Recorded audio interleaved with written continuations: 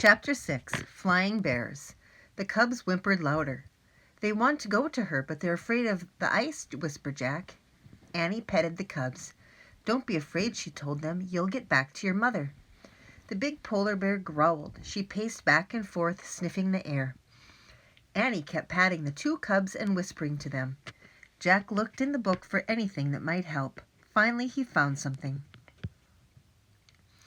Even though a female polar bear can weigh as much as 750 pounds, she can walk on ice too thin to hold a person by balancing her weight and sliding her paws over the ice. Oh man, that's incredible, whispered Jack. He watched the mother polar bear walk down the snowbank. On large, silent feet, she crept about at the edge of the frozen sea. She tried to step onto the ice, but each time she did, it cracked, and she had to retreat. At last, she found a firm spot. Then the polar bear stretched out her four legs and lay on the ice. Slowly, she moved forward, pushing herself with her claws. Is she coming for her baby, said Jack, or is she coming to get us? I don't know, said Annie. Hey, let's put on the masks. What for, said Jack. Maybe they'll protect us, said Annie. Maybe she'll think we're polar bears, too. Oh, brother, said Jack. But Annie gave him a bear mask. He took off his glasses and slipped it on.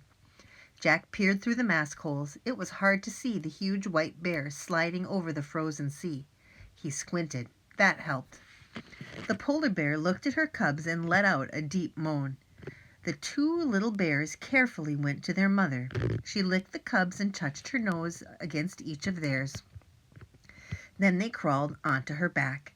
They're safe now, said Jack. Even if the mother breaks through the ice, she can swim with them to the shore. Yeah, I just wish she wouldn't leave us behind, said Annie. The mother bear slowly turned her body around. Then she pushed off with her hind legs. With her cubs on her back, she began sliding away. Let's try moving like her, Annie said. But we could break through and freeze to death, said Jack. If we just stay here, we'll freeze too, said Annie. Remember, the seal hunter said his people had learned from the polar bears. Jack took a deep breath. Okay, he said. Let's try it. He lay on his stomach. He spread out his arms and legs.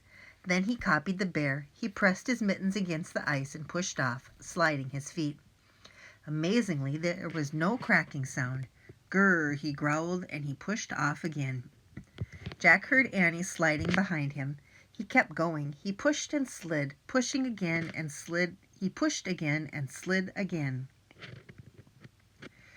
He made the movements over and over until something happened. He didn't feel like a boy anymore. He felt like a polar bear. Then Jack felt something even stranger. He felt like a flying polar bear. Jack swirled along as if his arms and legs were giant wings, and the moonlit sea ice were a glassy sky. He remembered what the seal hunter had said. Polar bears can fly.